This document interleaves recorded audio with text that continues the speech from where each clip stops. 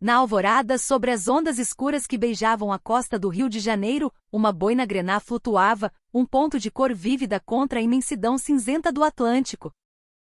Naquele exato instante, a coronel Helena Ribeiro, a primeira mulher a comandar a divisão anfíbia dos fuzileiros navais, realizava uma inspeção surpresa em uma de suas unidades subordinadas. Foi então que seu olhar aguçado, treinado por anos de comando e combate, pousou sobre o rosto da sargento Beatriz Lima. Uma mancha roxa, escura e violenta, florescia em sua bochecha, um hematoma que gritava uma história que a jovem militar tentava desesperadamente silenciar. Com a licença de férias na mão, Beatriz parecia um animal assustado pronto para fugir. Sargento, pare aí! Uma única frase, dita em um tom baixo, mas carregado de uma autoridade inquestionável, congelou o ar úmido da manhã. O olhar de Helena era como a lâmina de um bisturi, dissecando a ferida de Beatriz, indo além da pele e da carne, até a alma. Se fosse um ferimento de treinamento, não haveria motivo para escondê-lo com tanto esmero, nem para a forma como as pupilas de Beatriz tremiam e sua respiração se tornava quase inaudível. Cada detalhe, cada tremor, derrubava a frágil muralha de mentiras que a sargento tentava erguer. Diga a verdade. Eu assumo a responsabilidade. A promessa da lendária comandante, curta e firme como um tiro, ecoou pelo céu que começava a clarear. A partir daquele momento, a escuridão pútrida que a unidade escondia sob o verniz da disciplina começou a ser impiedosamente exposta sob a lâmina vermelha de sua autoridade. O corredor que levava à sala do comando da divisão era tão sombrio quanto o mar antes do amanhecer. O silêncio era quebrado apenas pelo som de 2 pares de botas. A sargento Beatriz Lima, em vez de marchar com a postura rígida de sempre, tremia sutilmente a cada passo, o corpo traindo o pânico que sua mente tentava controlar. A coronel Helena Ribeiro caminhava ao seu lado, o braço roçando levemente o ombro da jovem, um gesto sutil de proteção e solidariedade. As luzes fluorescentes no teto piscavam intermitentemente, lançando clarões frios sobre as paredes de pintura azul marinho descascada, onde manchas escuras de umidade se espalhavam como hematomas antigos.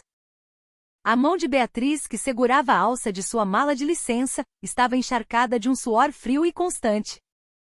Quando a porta da sala de comando se fechou, um silêncio pesado e denso os envolveu.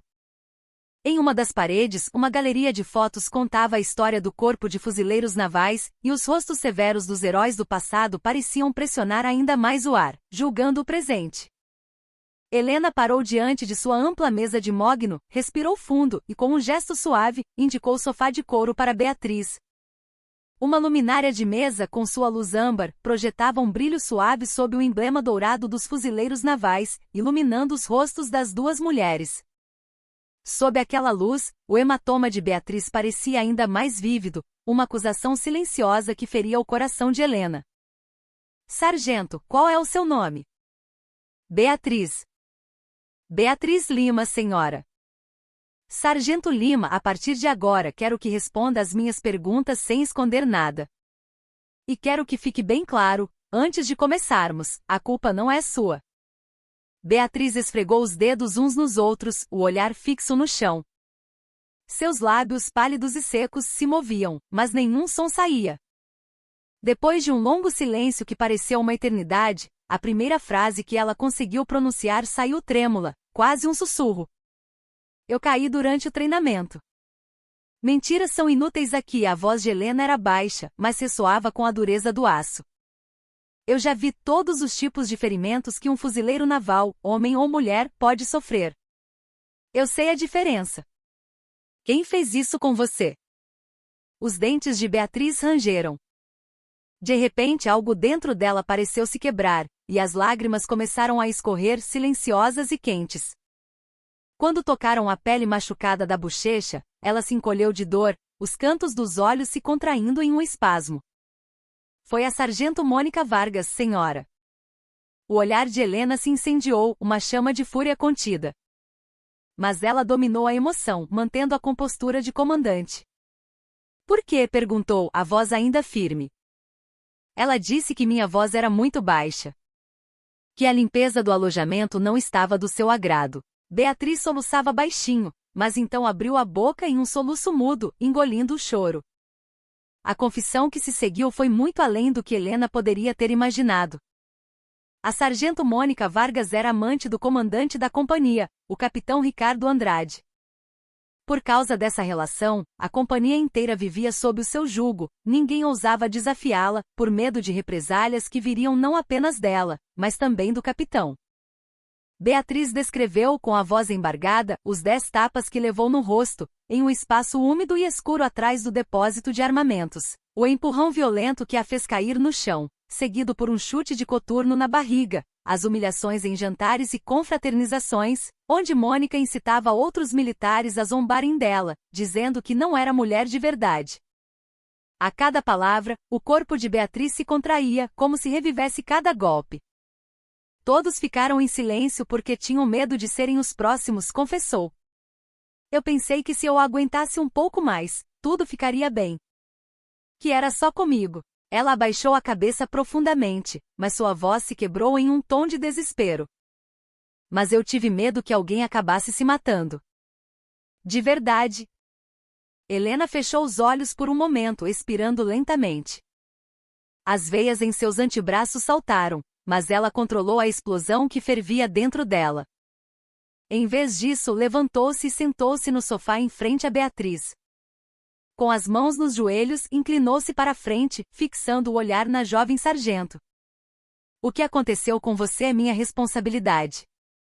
A partir de agora, vou garantir que toda esta base saiba que a culpa não foi sua. O olhar de Beatriz ergueu-se cautelosamente para encontrar o de Helena. Naqueles olhos castanhos, havia algo maior que o medo. Havia uma fagulha de confiança. Helena pegou o telefone interno. Enquanto descava, acenou com a cabeça para Beatriz, um gesto de confirmação. Chame o oficial médico de plantão. E informe imediatamente o Major Guzmão, do Batalhão de Polícia Naval. Quero um relatório completo em minha mesa em 1 hora. Desligando o telefone, Helena fixou novamente o olhar em Beatriz. Você não está mais de licença. Está em recuperação. Eu mesma vou arrancar pela raiz a podridão desta base. Quando você voltar, este lugar não será mais o inferno que você conheceu. Os ombros de Beatriz subiram e desceram lentamente e finalmente, o choro que ela tanto segurou explodiu, um lamento profundo e doloroso. Aquele choro era o prelúdio de inúmeros outros gritos que haviam sido sufocados na escuridão daquela base por tempo demais. Do outro lado da janela do comando, o céu a leste começava a transmutar do cinza para um roxo pálido.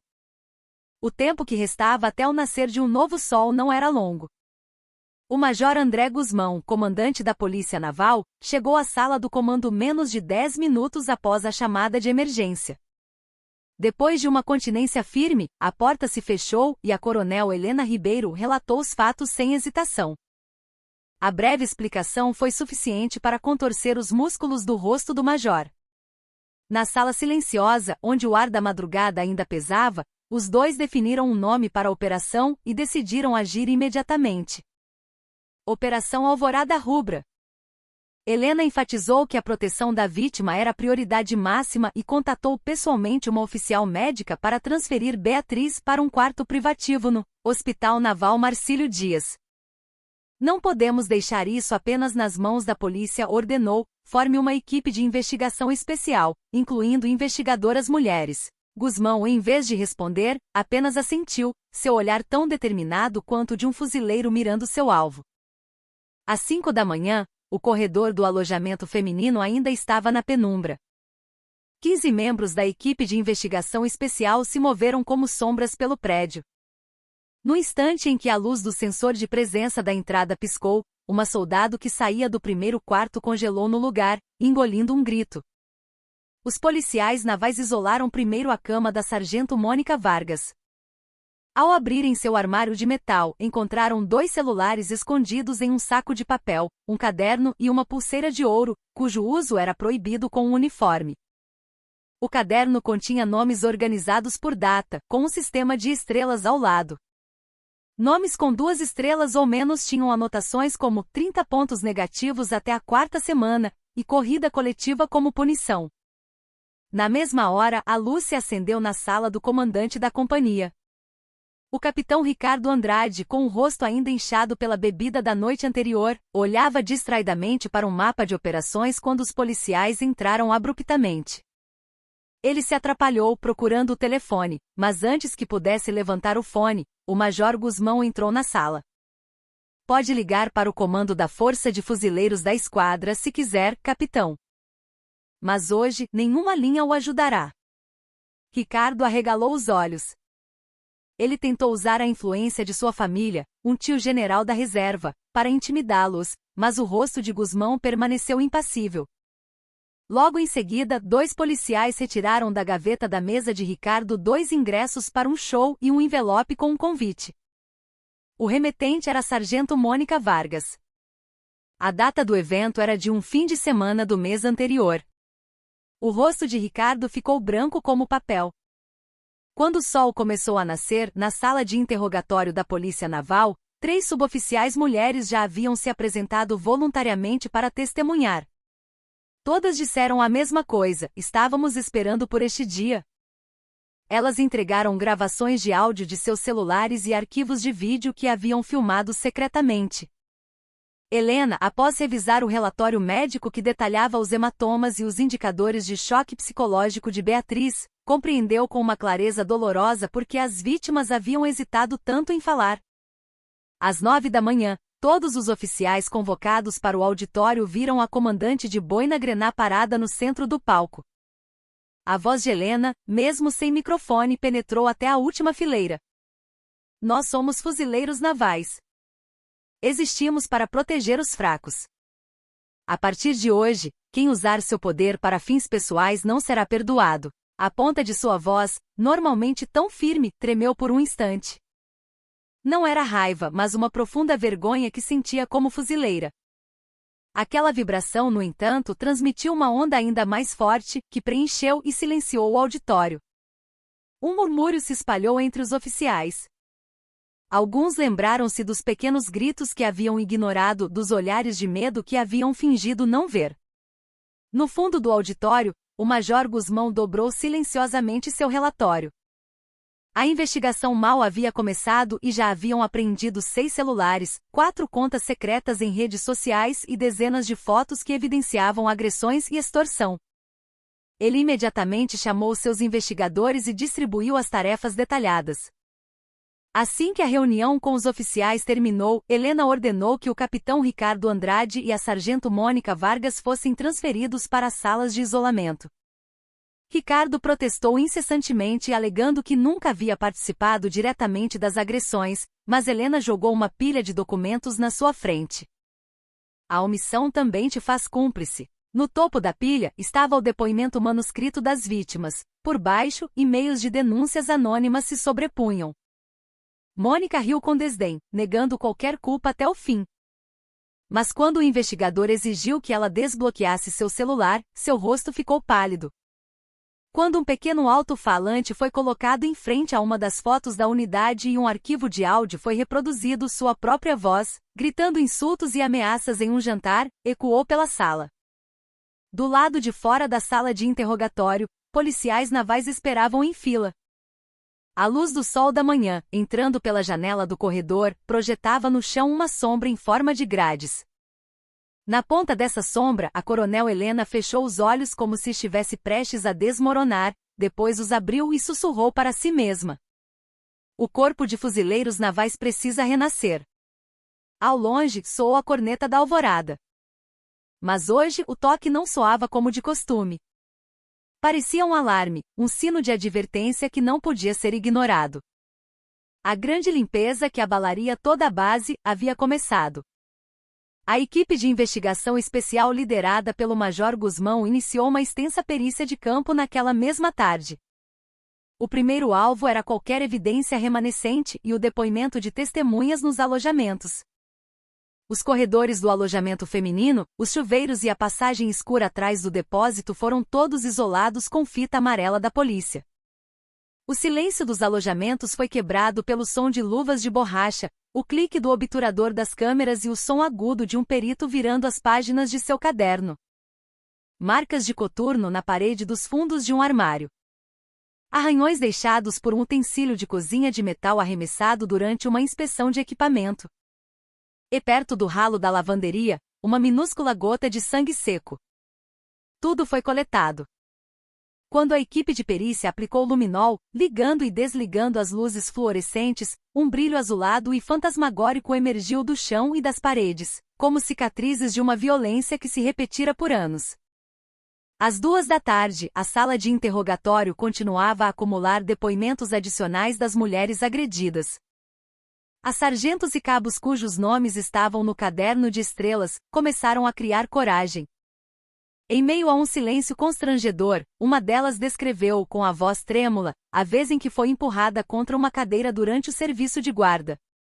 Outra, apertando as mãos com força, lembrou-se da noite em que foi forçada a tomar um banho de água gelada por não ter desligado o aquecedor do alojamento. O mais assustador não era a sargento, disse uma das vítimas, soluçando. Eram os superiores ao redor. Longe de me defenderem, eles riam junto. Tinham medo de que, se me defendessem, seriam os próximos. Essa única frase pesou sobre a sala. Os investigadores baixaram a cabeça, batendo levemente as canetas na mesa. Enquanto isso, o capitão Ricardo Andrade e a sargento Mônica Vargas foram colocados em salas de interrogatório separadas. Assim que o contato entre os dois foi cortado, eles adotaram estratégias completamente diferentes. Ricardo tentou contratar um advogado e abafar o caso através de seus superiores, enquanto Mônica tentou transformar o caso em um conflito de gênero, alegando que era uma conspiração de homens invejosos para arruinar a carreira de uma mulher. Mas Guzmão já havia confiscado os registros da rede interna da base e as mensagens pessoais de ambos, e estava em processo de recuperação de dados. Quando a noite caiu, um oficial de perícia digital correu para a sala de controle de comando. Entre os arquivos recuperados, havia uma foto que Mônica Vargas enviará a Ricardo Andrade, na qual ela usava seu poder na avaliação de desempenho de longo prazo para marcar um X vermelho ao lado de nomes específicos. Tira esses idiotas da escala de licença. Preciso dar uma lição neles antes do jantar dos oficiais amanhã à noite. A expressão do Major Guzmão endureceu ao ler a mensagem. Aquela frase não era uma simples instrução. Era prova de uma violência deliberada e planejada. As provas eram esmagadoras. Na madrugada seguinte, a coronel Helena leu atentamente o relatório da investigação e conectou-se imediatamente a uma videoconferência com o comando. Os oficiais na tela expressaram sua cooperação com uma rapidez surpreendente. O Ministério da Defesa havia emitido recentemente uma diretriz especial para erradicar o abuso, e abafar este caso agora certamente causaria um escândalo na opinião pública. Foi informado que investigadores de direitos humanos do Ministério seriam enviados para o local do incidente. Nesse ínterim, a ansiedade se espalhou entre os soldados da base.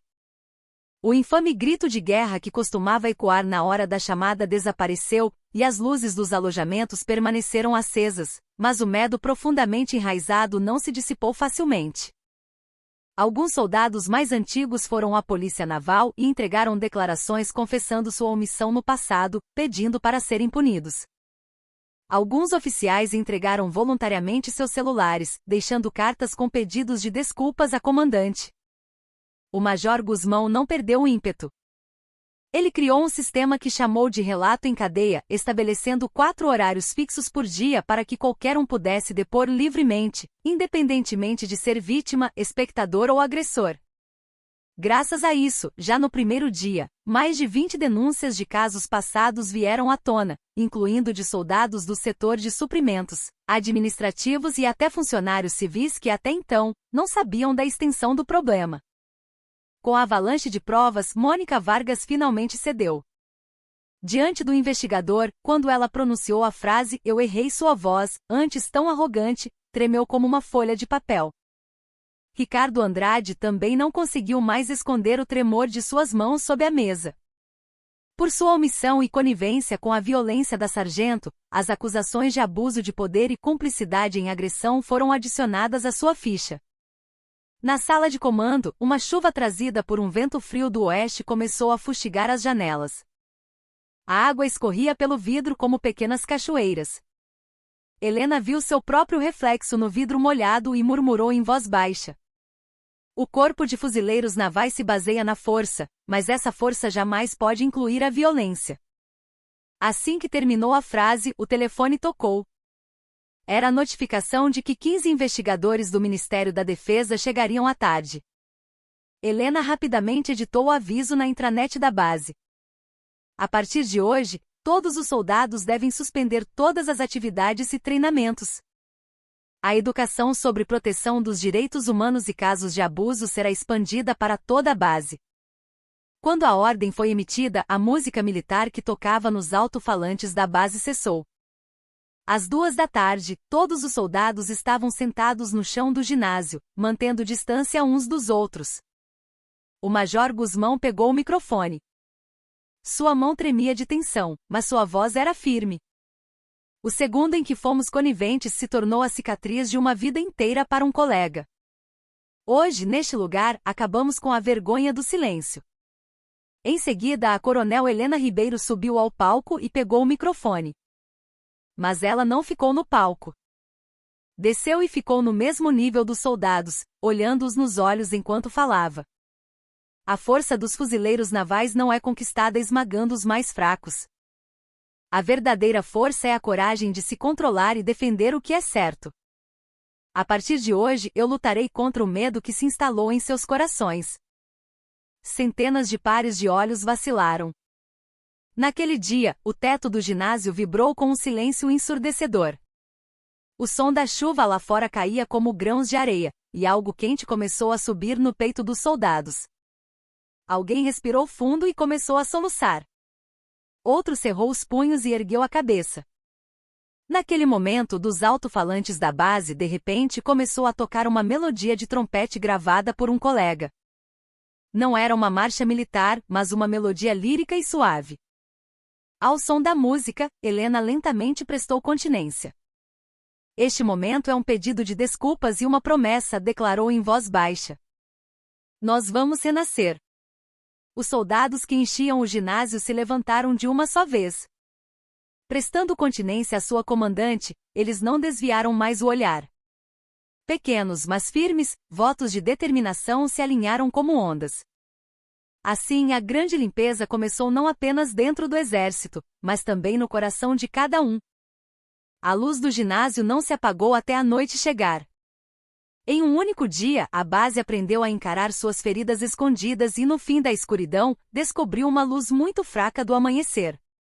A chegada dos investigadores do Ministério da Defesa fez a base prender a respiração mais uma vez. Quando os investigadores de terno cinza entraram no prédio do comando, guiados pela Polícia Naval, um silêncio gélido percorreu os corredores.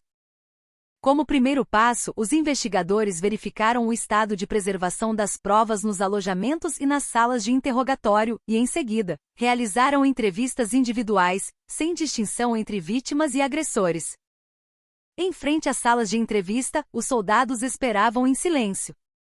Em seus rostos, uma mistura de tensão, arrependimento e um inesperado alívio mostrava que uma antiga culpa começava a se dissolver. A coronel Helena não acompanhou os investigadores. Em vez disso, ela mandou instalar um grande quadro branco em uma parede da sala de situação da Polícia Naval e começou a preencher pessoalmente um cronograma da investigação, comandando os relatórios em tempo real. Medidas de proteção às vítimas, alvos de isolamento temporário, cronograma de perícia, horário do briefing final do Ministério da Defesa. Ao lado de cada item claramente organizado, sua caneta vermelha se movia sem parar. Cada vez que Helena pressionava a ponta da caneta, uma linha grossa era traçada, e todos que viam o quadro assentiam, confirmando novamente a tarefa que lhes fora designada. No final da tarde, o primeiro briefing do Ministério da Defesa foi realizado na sala de conferências do comando. A imprensa não foi autorizada a entrar, mas a reunião foi transmitida online, permitindo que comandantes de outras unidades acompanhassem a situação em tempo real. Na tela de apresentação preparada pelo investigador, surgiram frases em letras garrafais: violência planejada, abuso de poder, conivência institucionalizada na base. Ao final do relatório, um comandante de uma unidade superior disse com voz grave: o espírito fuzileiro naval jamais pode ser construído sobre o encobrimento da violência. Este caso será adotado como material de treinamento para todo o exército, servindo como um claro exemplo da erradicação do abuso para todos os soldados. Em resposta, Helena levantou-se e prestou continência. Naquela noite, as luzes do corredor do alojamento não se apagaram no horário de sempre. As vítimas sentaram-se lado a lado com um oficial de aconselhamento da enfermaria para sessões de terapia. Mesmo depois de voltarem, elas conversaram em voz baixa com os colegas de quarto. Choros eram ouvidos, e mãos batiam suavemente nas costas umas das outras em um gesto de apoio silencioso. Do lado de fora, observando a cena, Helena respirou fundo e, sem bater, abriu a porta com cuidado. Olhares surpresos se voltaram para ela, mas ela lentamente inclinou a cabeça em um gesto de respeito. A coragem que vocês mostraram salvou o nosso corpo de fuzileiros navais. Sinto muito. E obrigado. Um silêncio momentâneo se instalou. Então alguém, soluçando, curvou-se em resposta. Em seguida, um após o outro, os soldados se levantaram, formaram uma fila e prestaram uma solene continência à comandante. Os olhos de Helena ficaram vermelhos, mas ela não chorou. Em vez disso, acrescentou uma única frase com voz clara: a partir de hoje, o corpo de fuzileiros navais renascerá à imagem do que vocês sonham. Enquanto isso, uma reunião de oficiais também foi convocada tardiamente. Helena ficou no centro da sala, com os oficiais em círculo ao seu redor, e colocou sobre a mesa um envelope que segurava. Dentro dele havia um resumo dos crimes de Mônica e Ricardo, o relatório de investigação da Polícia Naval e as transcrições das entrevistas dos investigadores. Ela abriu o envelope e despejou todos os documentos sobre a mesa. Estes papéis são a vergonha que todos vocês devem lembrar. Mas a responsabilidade não termina aqui. Ela pousou a palma da mão sobre a pilha de papéis. A partir deste momento, aqueles que cometeram o crime da omissão também serão avaliados com rigor. Nos próximos 6 meses, o desempenho na proteção dos direitos humanos e na prevenção da violência será o principal indicador na avaliação dos oficiais. Nenhuma desculpa para a conivência será aceita. Um murmúrio de desconforto percorreu os oficiais. Mas Helena continuou sua declaração sem hesitar. Se tem medo de uma avaliação de emergência, de realocação de posto ou de uma avaliação de desempenho ruim, então tenham medo. Vocês terão que apresentar relatórios diários até que esse medo se transforme na coragem de proteger seus colegas. A justiça dos fuzileiros navais não existe nos livros, mas na prática. Após a reunião, alguns oficiais se aproximaram de Helena em fila, baixando a cabeça e dizendo que sentiam muito. Em suas vozes não havia um pedido de desculpas formal para sobreviver, mas uma sinceridade genuína, misturada com vergonha e determinação. Helena apenas assentiu, batendo levemente no ombro de cada um. Ao mesmo tempo, uma força-tarefa de reforma da cultura da base foi criada. Era uma equipe mista, incluindo conselheiros psicológicos, especialistas em direitos humanos, instrutores de educação física e capelães militares. Eles trabalharam com soldados da engenharia para redesenhar a estrutura dos alojamentos e promoveram o desenvolvimento de um aplicativo anônimo para tornar o sistema de denúncias mais transparente. Além disso, em vez de treinamentos preventivos teóricos, eles criaram um treinamento experimental baseado em dramatizações, permitindo que os soldados vivenciassem situações de abuso e discutissem soluções. Dias depois, o resultado do exame da sargento Beatriz Lima no Hospital Militar indicou que, embora não houvesse sequelas de concussão, ela havia sido diagnosticada com um transtorno de ansiedade pós-traumático em estágio inicial. Quando o oficial médico relatou o conteúdo da consulta, Helena assinou o documento de autorização sem hesitar, licença médica de longa duração de 30 dias. Reavaliação no retorno. Com o documento assinado, Helena fez um pedido ao oficial médico. No caminho de volta, entregue isto para Beatriz. O que ela entregou foi uma carta dobrada. A carta continha apenas uma frase curta: as lágrimas que derramamos nos tornarão mais fortes. Deixe o medo para trás e aproveite esta licença como uma verdadeira folga. A carta foi prontamente colocada ao lado do travesseiro de Beatriz no hospital. Ela desdobrou lentamente, leu e fechou os olhos em silêncio. Uma mancha de lágrimas se espalhou no lençol branco. mas desta vez não eram lágrimas de dor, mas de alívio. O tempo passou voando e uma manhã de início de outono chegou. No dia em que os resultados finais da investigação do Ministério da Defesa foram anunciados, uma grande coletiva de imprensa foi realizada em frente ao portão principal da base. Em meio aos flashes das câmeras, Helena subiu ao palanque, com a bandeira dos fuzileiros navais ao fundo. Atrás dela, o Major Guzmão, a oficial médica e um especialista em direitos humanos estavam alinhados. Helena desdobrou o documento sem hesitação. Como comandante da divisão anfíbia, hoje admitimos nossos erros e estabelecemos um novo padrão. Declaramos uma política de tolerância zero ao abuso e divulgamos um plano de ação concreto para proteger as vítimas e prevenir a reincidência. Sua voz era firme, sem tremores. A punição anunciada em seguida foi mais severa do que o esperado. A sargento Mônica Vargas foi expulsa com desonra e presa para julgamento militar. O capitão Ricardo Andrade foi considerado inapto para o serviço ativo e expulso com desonra. 4 oficiais coniventes foram rebaixados e suspensos de seus postos, e vários outros soldados envolvidos receberam punições disciplinares e educacionais. Os repórteres fizeram uma enxurrada de perguntas. Como comandante mulher, você não sentiu uma pressão extra? Não houve resistência de dentro da organização? Em vez de sorrir, Helena olhou diretamente para a frente. A justiça não tem gênero. Houve resistência. Mas a verdadeira força dos fuzileiros navais começa ao encarar a verdade. Quando a coletiva de imprensa terminou, uma carta de agradecimento em nome do ministro da Defesa foi entregue em particular. No entanto, Helena não a exibiu no escritório de administração militar. Em seu lugar, ela pendurou uma carta de agradecimento assinada em conjunto pelas vítimas. A caligrafia era simples, mas a sinceridade em cada linha brilhava como se iluminasse a parede. Tarde da noite, pela janela da sala de comando, inúmeras estrelas brilhantes enchiam o céu de outono. Helena, enquanto organizava os papéis restantes, de repente largou a caneta e olhou para fora. A luz vermelha de um posto de guarda em patrulha noturna piscava regularmente. Aquela luz parecia o pulso da purificação. Ao longe, ouviu-se o grito de troca de guarda. Uma voz curta e enérgica. Helena sorriu suavemente e disse para si mesma, agora é só o começo. Os verdadeiros fuzileiros navais começam agora. Depois que as novas regras foram anunciadas, a base se transformou literalmente da noite para o dia. No primeiro dia, a disposição dos alojamentos foi completamente reorganizada.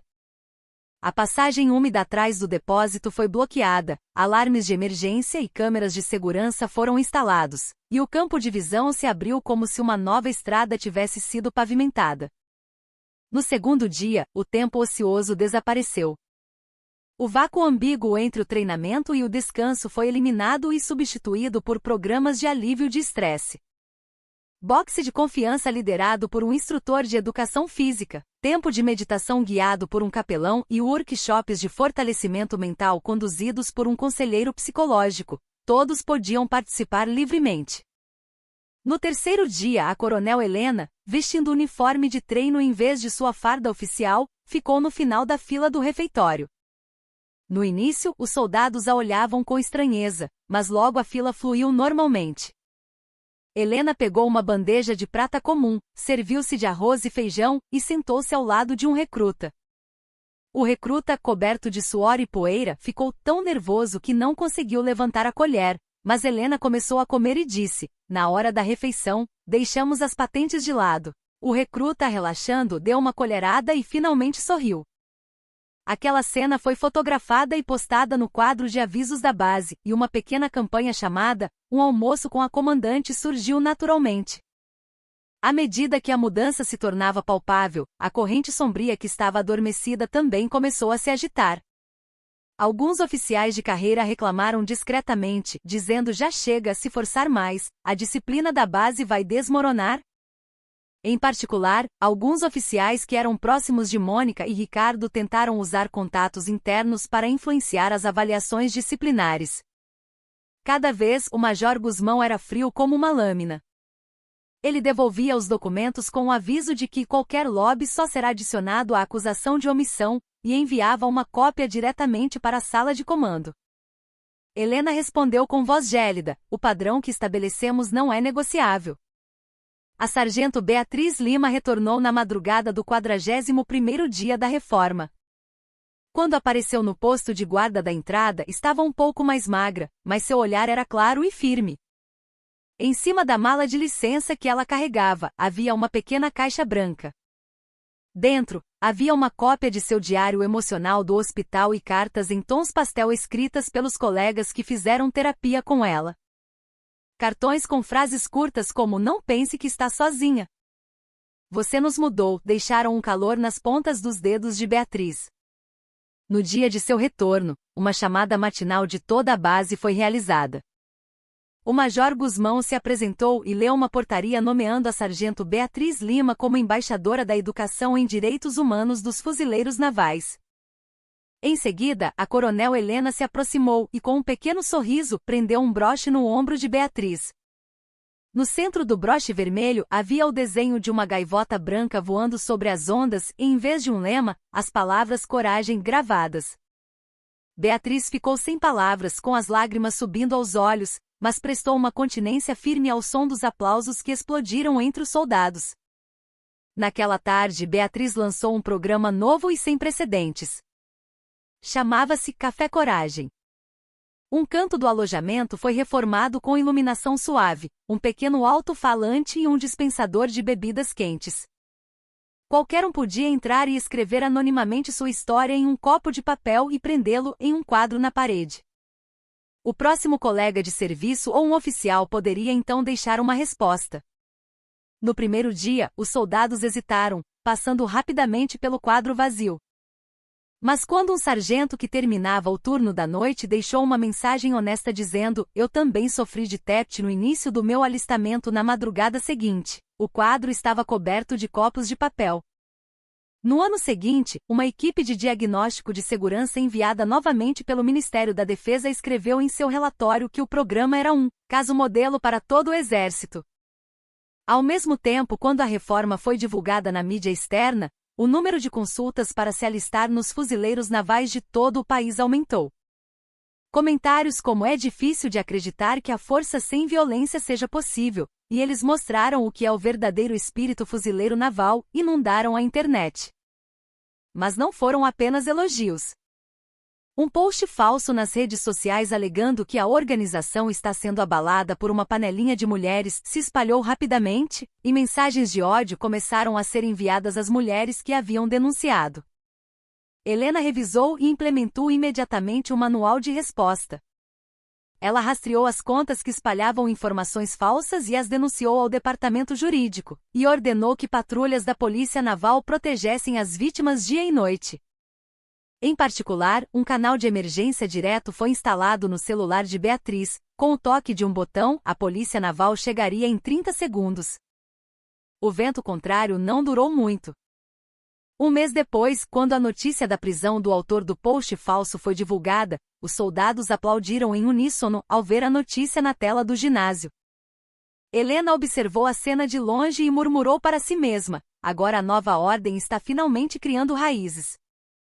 E em uma noite de sexta-feira, quando a última sessão do treinamento experimental, que se tornará um símbolo da reforma, terminou, Beatriz subiu ao palco e ficou sob os holofotes. Ela abriu um pequeno álbum feito com as respostas dos bilhetes que recebeu e disse: aqui dentro está a mudança de todos nós. Prometemos ser a coragem um do outro. Ela lentamente varreu o público com o olhar. Agora, nossos fuzileiros navais se unirão por algo mais forte que a violência. De repente, os aplausos iniciados por alguém se espalharam pelas paredes do ginásio. Os aplausos logo se transformaram em gritos, e os gritos em um coro de uma canção militar. O canto não parou mesmo depois da meia-noite. A coronel Helena, um passo atrás, observava a cena em silêncio. As testas suadas dos soldados cantando e balançando os braços, as palmas das mãos batendo nas costas uns dos outros, os olhos brilhantes. Cada um ardia mais vermelho do que a própria boina grená. Naquela noite ela escreveu brevemente em seu diário: no lugar onde removemos a sombra da violência, finalmente nos tornamos fuzileiros navais. No dia em que o julgamento no tribunal militar começou, o ar dentro e fora da base estava tão fresco quanto depois de uma chuva de outono. Em frente ao prédio do tribunal, uma longa fila de soldados autorizados a assistir e jornalistas que não desistiram de cobrir o evento se formou, e a polícia militar mantinha uma ordem silenciosa. A coronel Helena, em seu uniforme de gala azul e sapatos impecáveis, subiu lentamente as escadas da entrada do tribunal. Inúmeros olhares seguiram suas costas, mas seus ombros não vacilaram. Dentro do tribunal, detectores de metal e vidros à prova de balas grossos foram instalados. Na plateia, Beatriz e 3 outras suboficiais sentaram-se como representantes das vítimas. Atrás delas, psicólogos, conselheiros e membros de organizações de direitos humanos estavam sentados em fila. A sargento Mônica Vargas e o capitão Ricardo Andrade sentaram-se lado a lado no banco dos réus, mas não trocaram um único olhar. O promotor militar se levantou com os documentos e leu as acusações, apresentando sucessivamente o registro de abusos, os arquivos de vídeo e os depoimentos de dezenas de membros da unidade. As pálpebras dos agressores pesaram ainda mais. A primeira testemunha a subir ao banco foi, surpreendentemente, um ex-sargento. Ele respirou fundo e relembrou as noites em que os jovens soldados tremiam de medo. Sua voz falhava constantemente, mas ele terminou seu depoimento e, em seguida, curvou a cabeça para pedir desculpas às vítimas. Suspiros e soluços se misturaram na plateia. As testemunhas seguintes não baixaram mais a cabeça. Com vozes sérias, eles descreveram as cenas de violência e conivência que presenciaram, e a bandeira do Brasil na parede do tribunal pareceu engolir o silêncio pesado. Ao meio-dia, quando o promotor pediu a sentença, ouviu-se o som de uma mesa sendo batida no canto do banco dos réus. O advogado de Mônica Vargas bateu o punho em protesto, mas o juiz militar o repreendeu com uma voz calma e firme. O som do teclado do escrivão continuou, e quanto mais a defesa argumentava, mais suas desculpas se tornavam patéticas. O capitão Ricardo Andrade finalmente ergueu a cabeça e disse com firmeza: "Meu silêncio repetido levou meus colegas ao abismo. Não posso fugir dessa responsabilidade." Naquele momento, o ar no tribunal pareceu congelar. Mônica se virou negando, mas a confiança já desmoronada não tinha onde se apoiar. A sentença foi mais rápida do que o esperado. Mônica Vargas foi condenada à prisão e expulsão com desonra. Ricardo Andrade foi destituído de seu posto e condenado à prisão. Os oficiais coniventes receberam punições disciplinares severas. Quando o juiz bateu o martelo pela última vez, um choro baixo irrompeu na plateia. Beatriz juntou as mãos sobre os lábios e fechou os olhos em silêncio. Ainda não era a cura completa, mas o fato de a justiça ter funcionado era um consolo significativo. Após o julgamento, a divisão imediatamente declarou uma semana de recuperação. Em vez de treinamento, os soldados participaram de um circuito de 4 cursos: natação de sobrevivência, escalada, primeiros socorros e cuidados psicológicos, fortalecendo não apenas a força física, mas também a resiliência mental. No centro do auditório, um estande com uma tenda azul foi montado por um especialista em direitos humanos. Dentro havia um espaço de relaxamento com música suave e um canto de aconselhamento. Inesperadamente, os homens foram os primeiros a formar fila. O conselheiro disse que atenderia apenas 15 pessoas por dia, mas em uma semana, a lista de espera ultrapassou 100 pessoas. Alguém confessou chorando, algo que pensou que nunca poderia contar a ninguém, e a cena de um colega batendo em suas costas foi vista várias vezes. Nessa época, o Ministério da Defesa distribuiu o Manual de Direitos Humanos dos Fuzileiros Navais 1.0, como piloto para todo o Exército. A capa amarela tinha um logotipo estilizado de uma onda e um escudo, e na primeira página, uma frase em letras pequenas dizia: "Uma diretriz criada com a coragem da sargento Beatriz Lima e dos fuzileiros navais." O manual, diferente dos manuais de prevenção de violência existentes, incluía casos reais de vítimas, programas de recuperação e procedimentos de denúncia e proteção, com fluxogramas detalhados aumentando sua praticidade. Comandantes de outras forças armadas não pouparam elogios, chamando-o de o primeiro guia prático de direitos humanos que pode ser usado em campo. Com um ano de mudanças, a atmosfera dentro da divisão foi preenchida com uma transparência sem precedentes. Nos quiosques de feedback instalados nos alojamentos, centenas de cartões de elogio e pedidos de melhoria eram registrados diariamente.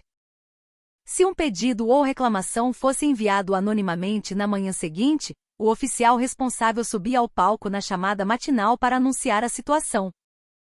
Pequenas sugestões que antes teriam sido motivo de medo de represálias agora eram compartilhadas com humor. Um recruta pediu para melhorar a qualidade do picles no refeitório, e o chefe de suprimentos imediatamente ofereceu quinte frito com arroz integral como opção, recebendo uma resposta entusiasmada. Mas nem tudo foram ventos favoráveis. Alguns oficiais acostumados à cultura antiga reclamaram que estavam passando a mão na cabeça da nova geração, e alguns soldados veteranos resmungaram que não podiam mandar em nada por medo de fofocas. Helena decidiu acolher essas opiniões sem filtros. Ela organizou um debate no fim de semana, colocando os dois lados na mesma mesa. A reunião começou tensa, mas gradualmente o peso da empatia e da lógica prevaleceu. No final, Helena resumiu: no momento em que o nome tradição se torna sinônimo de violência, nosso espírito se torna um castelo de areia. O debate terminou com aplausos. O teste final da mudança foi um exercício de combate real. Em uma madrugada de início de inverno, a divisão realizou um exercício de mobilidade integrada. Os soldados se reuniram em uma praia rochosa, açoitada por ondas e ventos fortes. O objetivo do exercício era a proteção dos colegas durante o controle da situação. O treinamento foi rigoroso, mas detalhado.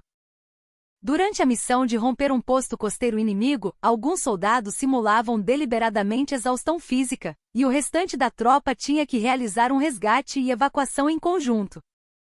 Em uma cena onde antes os retardatários seriam repreendidos e arrastados, agora uma equipe de resgate era formada instantaneamente, improvisando uma maca, enquanto os outros ajustavam a formação naturalmente. O avaliador do exercício gritou que o tempo havia estourado, mas Helena não parou o cronômetro. Em vez disso, ela pegou o rádio e disse: continuem.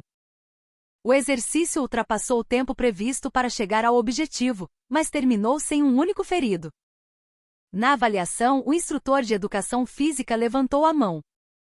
Esta é a primeira vez que a mensagem de que a segurança do colega é prioritária sobre a velocidade tática é transmitida. Helena respondeu: a velocidade pode ser recuperada, mas um colega perdido não volta. Naquele momento, os olhares de todos os soldados se voltaram para ela. As ondas frias de inverno quebravam atrás deles, levantando uma espuma branca. O som das ondas que agora ecoava nos ouvidos parecia o batimento de um coração quente. No dia seguinte, uma revista especializada em assuntos militares deu grande destaque ao exercício. O título era A Redefinição da Força.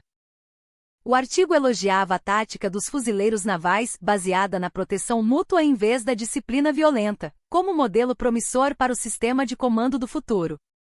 Os comentários diziam: os fuzileiros navais acertaram o rumo. Força e respeito podem coexistir. E em uma tarde, Beatriz Lima visitou outra unidade para dar uma palestra. Enquanto as últimas folhas de outono se espalhavam pela janela do ônibus militar, ela tirou silenciosamente uma carta. Era a carta que receberá no hospital. Deixe o medo para trás e aproveite esta licença como uma verdadeira folga. A carta amassada como uma antiga medalha de honra revelava uma borda dourada desbotada. Beatriz acrescentou uma pequena nota com uma caneta. A licença acabou, mas a coragem continua. E sorrindo, guardou a carta junto ao peito. Ao entardecer, a coronel Helena esperava no posto de guarda da entrada da base. Quando Beatriz desceu do ônibus e prestou continência, Helena respondeu com outra continência e disse: bem-vinda de volta. As duas ficaram paradas em silêncio por um momento, olhando ao redor. A bandeira vermelha dos fuzileiros navais, pendurada na estrutura da entrada, estava tingida pela luz do crepúsculo. Mesmo no ar frio do inverno, uma corrente quente passou por elas.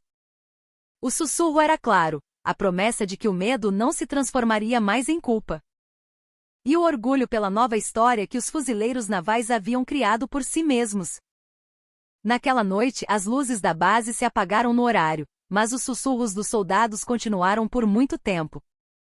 Nas histórias contadas de beliche em beliche, não havia mais o riso escondido para sobreviver, mas a sinceridade baixa que encorajava um ao outro.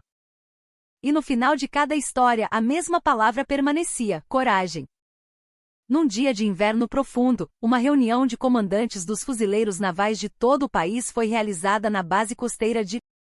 A coronel Helena, pela primeira vez desde a reforma da base, estaria em um evento oficial externo. Na sala de reuniões, a tensão era palpável, com a presença não apenas de comandantes de divisão e chefes de Estado-Maior, mas também de membros da Comissão de Defesa do Congresso. Helena desdobrou lentamente o livro branco da reforma que segurava. Quando começou a ler, a sala de reuniões, antes silenciosa, ficou tão quieta que mal se ouvia a respiração.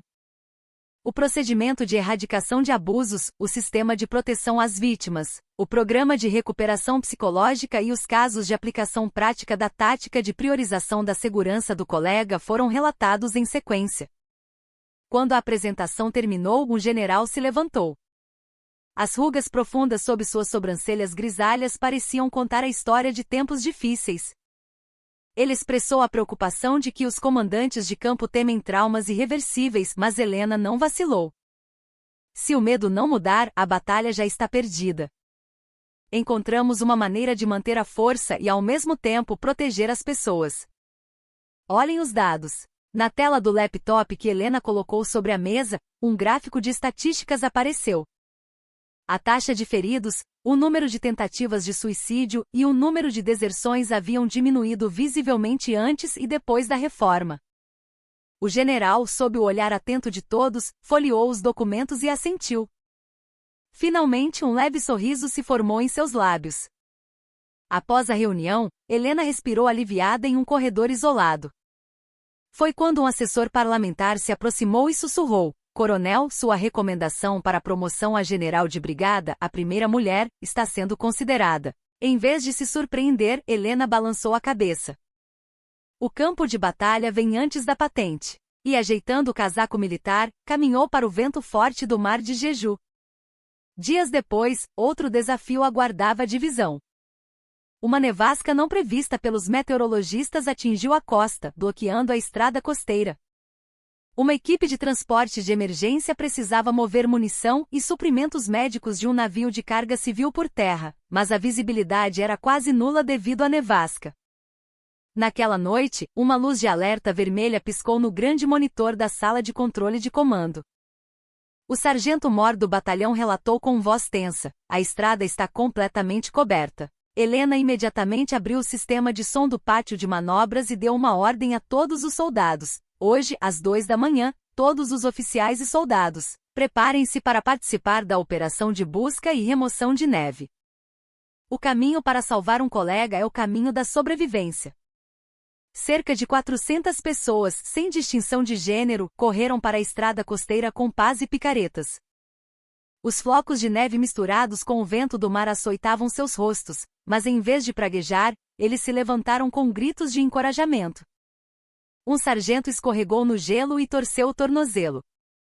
Antes, a primeira reação teria sido um grito de levante-se. Mas desta vez, uma equipe de resgate foi imediatamente formada para transportar o ferido, enquanto os outros abriam um desvio para evitar as ondas. A neve caía incessantemente, mas o caminho foi sendo aberto aos poucos. 6 horas depois, uma estrada temporária, suficiente para a passagem de um veículo, foi concluída sob a luz avermelhada do amanhecer. Quando o primeiro comboio de caminhões de transporte de munição entrou na base com os faróis acesos, os soldados limparam a neve de seus rostos e levantaram os polegares uns para os outros. Helena, que observava a operação, tirou as mãos frias dos bolsos e pegou o rádio. Bom trabalho a todos! Hoje, mesmo em uma estrada coberta de neve, não abandonamos nossos colegas. Foi um elogio curto, mas foi o suficiente para aquecer os corações sob os uniformes. Naquela noite, o refeitório da base serviu um menu especial de sopa de tofu quente. Enquanto o vapor branco subia das conchas de aço inoxidável, alguém bateu na mesa e gritou: uma base sem violência também pode ser forte assim. Risadas misturadas com gritos ecoaram pelo teto. A batalha contra a nevasca se tornou um catalisador, e os holofotes da mídia se voltaram novamente para a divisão. O espírito fuzileiro naval, salvando colegas, foi a manchete. Aos repórteres que pediam entrevistas, Helena impôs uma condição: escrevam primeiro os nomes dos soldados. Eles são os protagonistas, não eu. O artigo foi escrito como prometido. O rosto de um sargento carregando uma maca na nevasca estampou a primeira página, e seus pais ligaram chorando. É a primeira vez que vemos nosso filho sorrindo nos fuzileiros navais. Mas com a fama vieram os testes. Um post malicioso em um fórum anônimo da internet alegava que as fotos da nevasca eram encenadas, e alguns oficiais que haviam sido punidos no passado espalharam o boato de que a comandante faria julgamentos sentimentais mesmo em situações de guerra. Quando o número de cliques ultrapassou dezenas de milhares, os soldados da base ficaram furiosos. Alguns tentaram responder nas redes sociais, mas Helena os deteve. A prova vem com ações, não com palavras. Ela instruiu o departamento jurídico a iniciar um processo por difamação e, ao mesmo tempo, autorizou a equipe de mídia da base a produzir um documentário. O título era Caminhando Juntos no Inverno. A equipe de produção incluiu vídeos da operação na nevasca, registros de turnos de remoção de neve, o processo de recuperação do soldado ferido e as imagens dos soldados rindo enquanto compartilhavam lanches durante uma marcha de madrugada. O vídeo foi carregado no canal oficial do Ministério da Defesa e, em um dia, ultrapassou 1 milhão de visualizações. Comentários como lágrimas que não podem ser encenadas acumularam milhares de curtidas em pouco tempo. Quando a primavera chegou, um novo aviso foi afixado no quadro de eventos da base, que estava quieto há algum tempo. Primeiro talk show aberto do Café Coragem. Era um evento planejado por Beatriz e apoiado pelo capelão e pela Polícia Naval, onde qualquer soldado poderia subir ao palco para compartilhar seus erros, medos e experiências de superação. Para reduzir o constrangimento, a plateia estava mal iluminada e o microfone tinha um dispositivo de alteração de voz. O primeiro orador escolhido foi, surpreendentemente, um sargento veterano. Ele subiu ao palco com as mãos tremendo. Depois de respirar fundo, ele confessou que no passado, havia feito uma brincadeira fingindo uma inspeção com baioneta para assustar um recruta. Naquele momento, os olhos do recruta estavam meio mortos. Fiquei atormentado durante todo o inverno. Sua voz falhou, mas da plateia vieram aplausos suaves em vez de vaias. A próxima a subir foi uma soldado. Antes de me alistar, eu pensava que para uma mulher sobreviver nos fuzileiros navais, ela precisava ser mais durona que os homens. Mas aprendi que a verdadeira força não é física, mas o trabalho em equipe. Quando ela terminou de falar, alguém no fundo da plateia gritou, "É isso aí!" e risadas calorosas envolveram a oradora no palco. O talk show durou mais de 2 horas até de madrugada, e na sala de comando, a transmissão ao vivo estava ligada. Helena, observando as legendas que eram preenchidas uma a uma, soltou um suspiro de satisfação silenciosa. No verão seguinte, chegou o dia da avaliação final do exercício de desembarque anfíbio conjunto dos fuzileiros navais. Era o primeiro exercício em grande escala após a reforma. A competição com outras divisões estava incluída, e até o chefe do Estado-Maior da Marinha e o chefe do Estado-Maior Conjunto anunciaram sua presença. Ao amanhecer, os veículos de assalto anfíbio avançaram pela água em direção à costa e, após o desembarque, tomaram a colina costeira de forma ordenada. No entanto, ocorreu uma falha súbita na rede de comunicação. 2 repetidores atrás de uma duna de areia caíram devido à chuva e ao vento. Quando as imagens do campo de batalha em tempo real foram cortadas, a atmosfera na sala de controle de comando congelou. Foi então que o comandante do pelotão em campo transmitiu pelo rádio, controle da situação mudando para sistema de sinais manuais. Em seguida, a tela mostrou alguns soldados agitando bandeiras para enviar sinais clássicos. Graças a isso, o comando conseguiu reavaliar o alvo de apoio de fogo e neutralizou a posição inimiga simulada. A equipe de avaliação, tirando os óculos de sol, não conseguiu esconder a surpresa. A frase "mesmo quando digital para a organização não para" foi escrita no relatório. Após o término da operação na avaliação, o chefe do Estado-Maior Conjunto perguntou a Helena como essa agilidade foi desenvolvida. Helena, sem sorrir, respondeu: quando se confia nos colegas, as ordens podem ser mais rápidas que a tecnologia. O que criou essa confiança foi o respeito mútuo no dia a dia. Foi uma resposta curta, mas o chefe do Estado-Maior levantou-se e apertou as duas mãos de Helena. A experiência de vocês agora será aprendida por todo o exército. Quando o exercício terminou, a luz do crepúsculo tingiu a praia. Os soldados formaram um semicírculo na areia e fizeram um churrasco improvisado. Um sargento responsável pela munição acendeu o carvão, o enfermeiro distribuiu água gelada e as músicas continuaram. Helena, observando a cena de longe, tirou silenciosamente o relógio de pulso e o entregou a Beatriz. Há 15 anos, quando eu era major e estava prestes a fazer o exame de promoção, um superior me deu este relógio. Ele disse para eu lembrar do meu propósito inicial toda vez que o ponteiro desse uma volta. Agora é seu. Beatriz hesitou, mas baixou a cabeça e aceitou o relógio. Na parte de trás, uma inscrição gravada à mão brilhava na luz fraca: a coragem é infinitamente contagiante. Naquela noite, um fogo de artifício subiu do outro lado do mar, cortando o céu escuro. Os soldados correram para a praia e aplaudiram, observando os fogos. Fogos vermelhos, fogos azuis e, por último, um fogo dourado que explodiu, desenhando o enorme emblema dos fuzileiros navais no céu noturno. Helena respirou fundo e sussurrou para si mesma: agora a verdadeira jornada começa. Ao longe, o som das ondas batia suavemente como aplausos. Naquela melodia, os gritos dos soldados se uniram e subiram ao céu.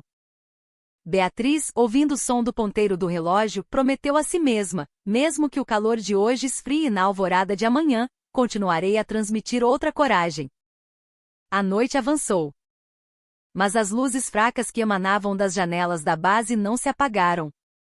Diários brilhando sob luzes portáteis, os olhos de um oficial revisando o plano de treinamento seguinte, a mão de um superior cobrindo gentilmente o saco de dormir de um recruta, e o rosto de um novato sorrindo em seus sonhos, segurando sua placa de identificação. Todas essas cenas se conectavam em um único ponto, pulsando. O espírito fuzileiro naval agora batia não com violência ou medo, mas com o compromisso de proteger o outro. E esse pulso deixou uma vibração sutil no céu antes do amanhecer. Como o batimento cardíaco pesado que ressoa antes da abertura do fogo, pouco antes da partida da nova era dos fuzileiros navais. O último fogo de artifício que cortou o céu noturno se apagou, e na costa, apenas o som silencioso das ondas permaneceu. Quando a bandeira vermelha balançou, cortando o ar fresco da madrugada, Helena ficou sozinha no pátio de manobras e fechou os olhos. Muitos rostos surgiram em sua mente.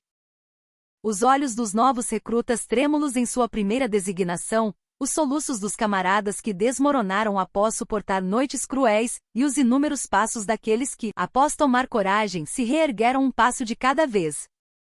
Todo esse tempo se sobrepôs e veio como o mar, mas não mais como uma dor aguda, mas como uma onda suave que molhava seu peito. Ela caminhou até o telhado do prédio do comando. A pequena luz verde instalada no posto de guarda da entrada piscava fracamente. Aquela luz sempre alertou para o perigo, mas também era um sinal de resgate. Helena murmurou: mesmo na escuridão, podemos iluminar uns aos outros. As palavras de um antigo mentor ecoaram em seus ouvidos: um comandante é alguém que puxa pela frente, empurra por trás e corre ao lado. O caminho que ela havia percorrido até agora se sobrepunha perfeitamente a essas palavras. Às 5 da manhã, a corneta da alvorada soou pela rede de transmissão da base. Os soldados, com expressões mais suaves do que o habitual, arrumaram suas camas e começaram o dia. Nos corredores, saudações como "bom trabalho ontem" eram trocadas naturalmente, e o mar visto pela janela do refeitório clareava ao longe. Helena, pegando sua bandeja, ficou no final da fila e pensou: mesmo que um dia eu parta e um novo comandante venha, espero que o calor deste lugar não desapareça. Ao sair do refeitório, Beatriz correu e prestou continência.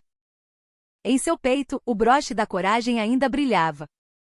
Beatriz, recuperando o fôlego, relatou: Coronel, o Café Coragem agora será expandido como um programa para todo o exército. A carta da senhora foi incluída no início da diretriz de implementação. Helena bateu levemente no broche e sorriu.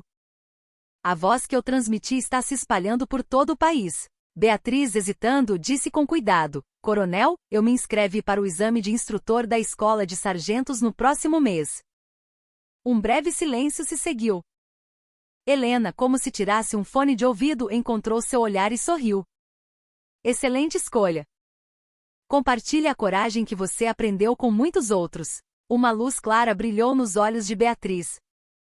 Naquela tarde, Helena olhou para um novo quadro pendurado em uma parede da sala de reuniões da divisão.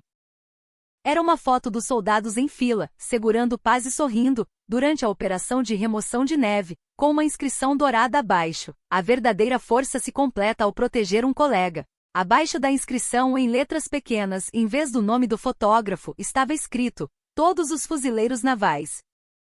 Helena bateu levemente no vidro com a ponta do dedo, gravando em sua mente o som das risadas presas lá dentro. Ao entardecer, ela recebeu uma ligação urgente do Ministério da Defesa. Sua promoção a general de brigada foi confirmada. A cerimônia de assinatura será na próxima semana. Helena baixou o fone por um momento.